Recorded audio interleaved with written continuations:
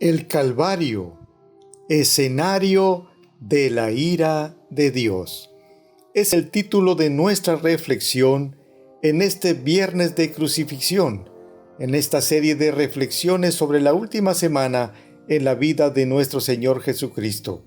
Les habla el pastor Magdiel Alanís Rangel. Nuestro texto clave se encuentra en Mateo capítulo 27, versículo 46, que dice: Dios mío, ¿por qué me has desamparado? ¿Qué es lo que hace que el sufrimiento de Jesús haya sido el más espantoso que jamás ser humano haya experimentado?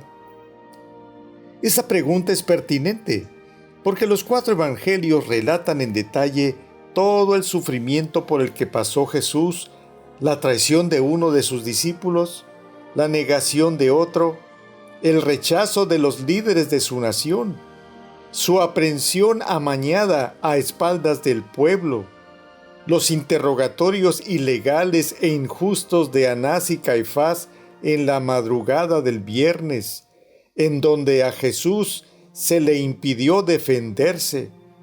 Luego, el espectáculo del Sanedrín para, entre comillas, legalizar la decisión de condenar a muerte a Jesús.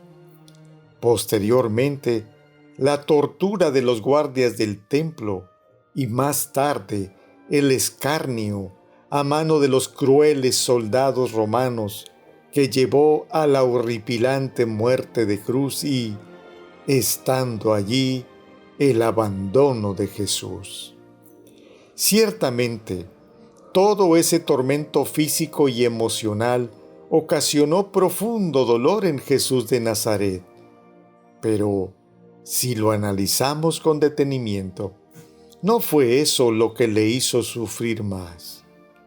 Podemos decir que la agonía de Jesús comenzó el jueves en el huerto de Getsemaní, cuando el Maestro dice a sus discípulos que está sumamente triste, a tal grado que se siente morir.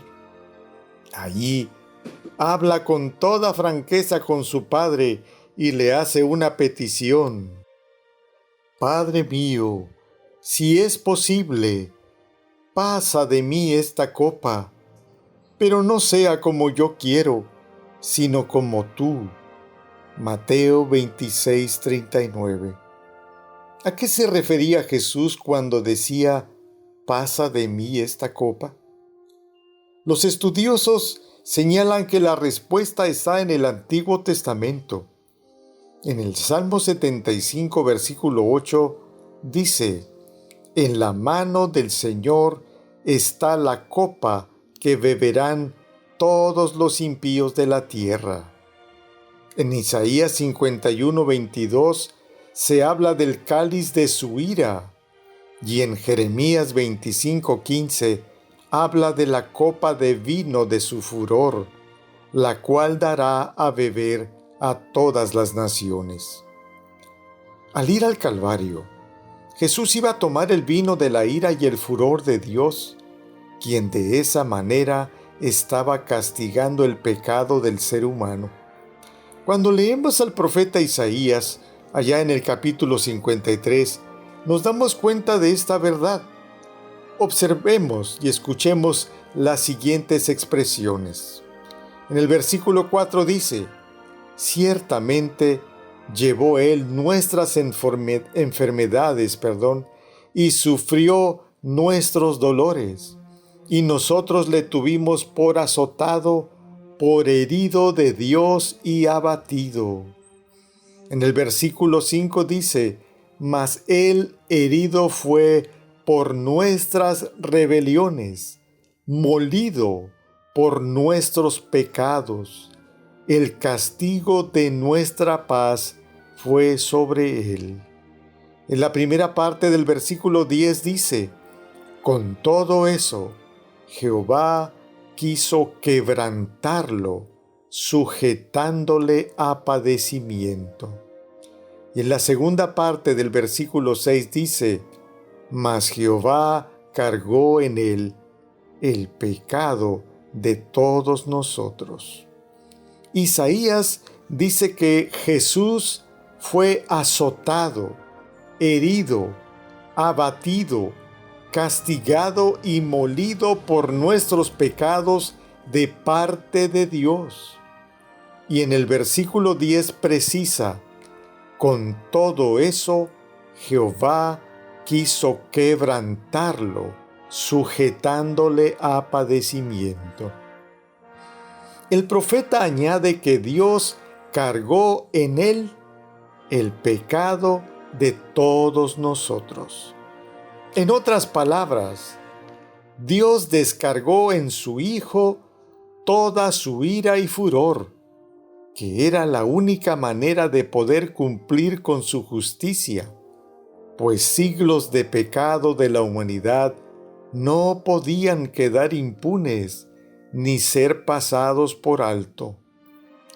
El evangelista Mateo, en el capítulo 27, versículo 46, dice que desde el mediodía hasta las 15 horas, es decir, 3 de la tarde, hubo tinieblas en toda la tierra. Imagínese, cuando el sol tiene que estar en todo su esplendor, se escondió totalmente, dejando a la tierra como si fuera de noche. No hay símbolo que tipifique mejor el pecado que las tinieblas. De manera interesante, Mateo señala que cerca de las 3 de la tarde, en plena oscuridad, Jesús clamó: Dios mío, ¿por qué me has desamparado? Por supuesto que Dios abandonó a su Hijo. Tenía que hacerlo. Siendo Dios 3 veces santo, no podía soportar el pecado, pues en ese momento Jesús estaba siendo pecado y sufriendo la condena por nuestros delitos y transgresiones para darnos redención. San Pablo lo expresó de esta manera: al que no conoció pecado, por nosotros lo hizo pecado, para que nosotros fuésemos hechos justicia de Dios en él.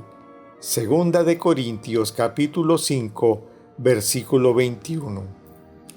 Jesucristo sufrió en su persona toda la ira de Dios como castigo por el pecado del ser humano. Mateo dice que al entregar su espíritu, hubo un terremoto y el velo del templo se rompió en dos, de arriba abajo, significando con ello que ahora el ser humano tenía acceso directo a Dios gracias a la obra redentora de Cristo.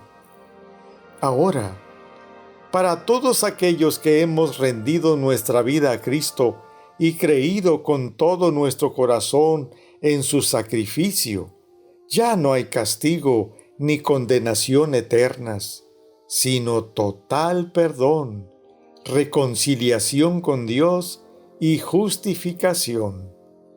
Pero, para aquellos que rehúsan creer en Cristo y deciden permanecer en la iniquidad, ofendiendo a Dios, lo único que les espera es la copa de la ira y el furor de Dios y el castigo eterno.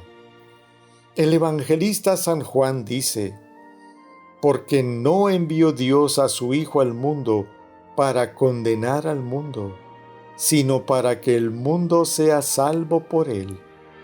El que en él cree no es condenado, pero el que no cree ya ha sido condenado, porque no ha creído en el nombre del unigénito Hijo de Dios. Juan capítulo 3, versículos 17 y 18.